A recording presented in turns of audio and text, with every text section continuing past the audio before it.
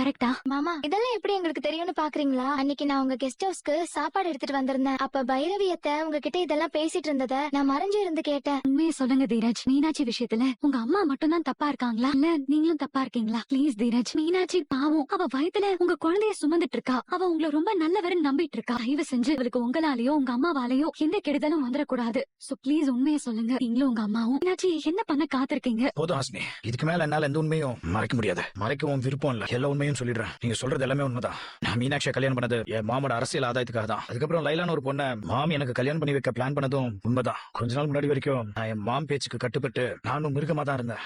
ஆனா என் குழந்தைக்கும் எந்த ஆபத்தும் வந்துடக்கூடாதுன்னு தான் நான் ஒவ்வொரு செகண்டும் துடிச்சிட்டு இருக்கேன். என் மீனாட்சி கொல்ற அளவுக்கு துணிச்சிட்டாங்க. நீ சொன்னீங்க கேஸ் லீக் ஆனதுக்கும் என் மாம் ரூம் ஸ்ப்ரே அடிச்சுட்டு போனதுக்கும் சம்பந்தம் இருக்குன்னு. மீனாட்சியை கொல்றதுக்கு தான் என் மாம் கேஸ் ஆன் பண்ணிட்டு போயிருக்காங்க. மீனாட்சிக்கு கேஸ் ஸ்மெல் தெரியக்கூடாதுன்றதுக்காக தான் அவளை ஏமாத்தி ரூம் ஸ்ப்ரே அடிச்சிருக்காங்க. அவங்கள பொறுத்த வரைக்கும் அவங்க நினைச்சது நடக்கணும். அது மூலமா யாருக்கு என்ன ஆனாலும் பரவாயில்ல அப்படின்னு நினைக்கிற கேவலமான கேரக்டர் பிள்ளையா இருந்தாலும் சரி. அவங்க கிட்ட இருந்து மீனாட்சியும் என் குழந்தையும் எப்படி காப்பாத்தலாம் தான் யோசிச்சு. உங்களுக்கு தெரியாது, என் மாம் பயங்கர கிரிமினலா யோசிப்பாங்க.